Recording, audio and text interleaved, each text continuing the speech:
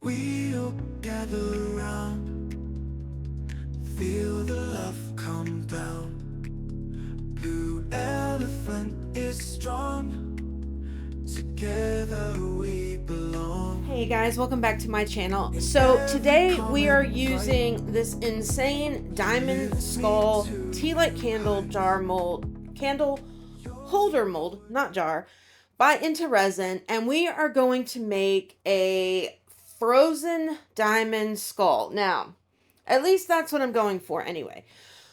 I've already mixed up my Let's Resin epoxy resin. I'm going to divide it into 3 cups. Now, the first thing we're going to do is we are using some of the blue neon aurora powder by Into Resin, and we're going to use that to get kind of a just bluey look. You know what I mean? Like, I don't want it blue.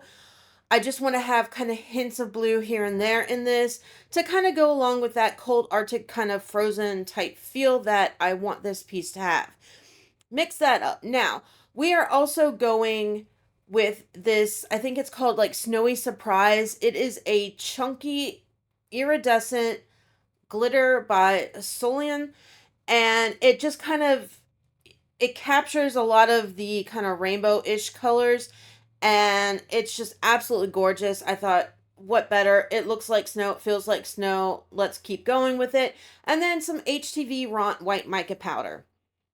Just a little bit. And we're gonna kind of combine it. Now, I also have these blue marbles here, and this is just like vase filler or something like that.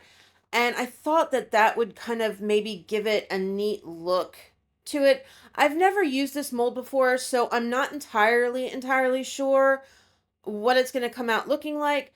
First thing I'm going to do is I'm taking some of the white mixture and putting that in, going in with some of the glitter, and then we're going to go in with some of the aurora powder. Now, I'm going to kind of do this, but first, now that I have a little bit of resin in here, this mold is like insanely detailed with all of the little diamond, I guess, facets in there. So I am just taking some of the resin on my silicone tool and kind of rubbing it into all of those areas to try and help prevent bubbles from coming. Now, hindsight, yeah, I probably mixed it in. I didn't necessarily want to mix the resin together.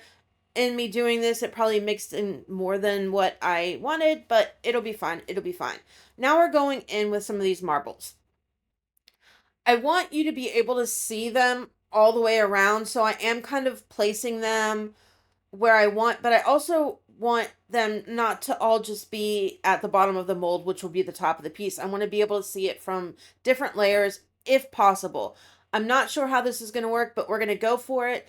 And then we're going to continue adding our resin and filling this up. And you can see I'm just kind of adding it here and there, kind of just dropping it wherever, right? I don't want it to be necessarily white. I want to make sure that you can see that glitter and see, hopefully, some of these aurora powders coming through. Not necessarily sure. I may have gone too much white. I don't know. We'll find out when we demold this later on. But I'm going to just continue doing this until I fill up the mold. Now, once I get almost filled, I am going to hit it very briefly with a heat gun. We don't want to put too much heat on these. And you want to make sure if you get like this diamond type stuff that you're not touching the actual inside of the mold with your hands, period. We don't want to mess them up. Going around with my silicone tool around those outer edges, like right where bubbles can, they tend to like to get trapped on these type of molds, just to make sure that there's resin in all of those little facets. And then we're going to fill it up the rest of the way. Clean around the mold so I don't have a lot of mess to clean up after the fact. Hit it with the heat gun once more, very briefly, not on a high setting, and be done with this and let this off to the side to start curing. Now, this video, I don't want to say this video is a mistake. It wasn't a mistake. This video was intended. It just wasn't intended for today. And I had leftover resin, and I also, this is the large snowflake mold that I received from Into Resin as well. And I was just like, well, I'm just going to go ahead. I want to see how it looks when I demold it for a future video. But just going to go ahead and record it. And I'm glad I did, because I tell people all the time, if you're creating content or whatever, record everything you do. Don't do anything off the record, because this way, if something happens and you like it, you don't have to re-record it and all of that nonsense and, waste more time, all of that, right? So I'm glad I decided to record this, because initially this wasn't going to be part of this project. It happened incidentally, and I'm really glad that I did, so that, I have it in here to show you. But all I did was I just alternated the 3 resins, just like I did with the skull, minus obviously the marbles because they're too big for it. Hit it with the heat gun, pulled the resin down into any areas where it wasn't flowing on its own, made sure it was filled, and that's it. That's all I'm doing for this. Nothing special. Again, honestly, it was just using leftover resin. I didn't really have a plan for this at this point in time, especially not for a video, but hey, happy little accidents, right? Okay, 24 hours later, it is time to demold this, and I'm super excited to actually see what it looks like in real life. Like, you see pictures of it, but they're not the same as, obviously, when you're handling it, you know what I mean? Pops out, comes out beautifully, absolutely gorgeous from the mold. No issues whatsoever, super easy to demold, and let's look at this. Are you ready? All right, so here we go. I think it's a really, really beautiful mold, like absolutely stunning.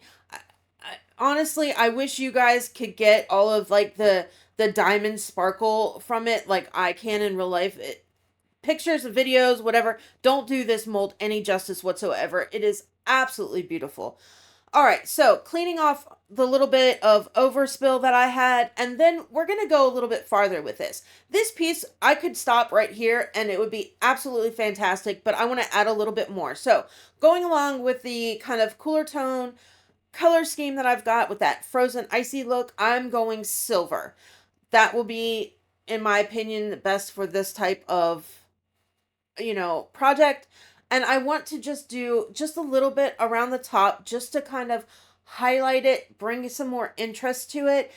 And that was all I was going to do initially. But then I started thinking I want to do a little bit more. So let's make the teeth stand out on this. Let's make those eye sockets and that nose socket. Let's make it all stand out. So we're going to go and give it just a small little outline just to make it pop. And then that was going to be it. But we're going to do something else too. While I kind of go through this process, I'm not going to get too far ahead of myself in the video. So I hinted Tuesday that I was super, super excited about the video that was coming out today. It was looking great, fantastic. Like, I'm really happy with how the project went. I go to do my voiceover for the video because this was not the video that was supposed to come out today at all. Like, this was supposed to come out sometime next week. I was trying to get ahead of myself. Of course, I have a special kind of luck with that kind of stuff. Anyway, so I am going through, and I don't know why in my brain I thought this was a good idea, but I deleted all my video clips and then emptied my recycle bin before I realized that I hadn't actually uploaded the video itself to my computer and saved it as a whole. So I don't have access to any of those videos, and that video is completely, it's gone. It's gone. There's no way for me to recover those files, which I'm so upset about because the one item that I used in it, I only had that one, and I'm not able to get like another one to replace it or anything like that. So I can't even recreate the same exact video again. I want to because the idea behind it and whatever, but it's not going to be with the same image. So hopefully I'll have that ready again and I'll just redo it ready for next week. And then when I do glamour shots, I will put the actual pictures of the video that was supposed to come out today out so you can see what that is because it's so, so, so, so pretty. Like, I am so mad at myself. Like, I can't even believe I did that. Like, I'm kicking myself right now. So I scrambled to get this together. Okay.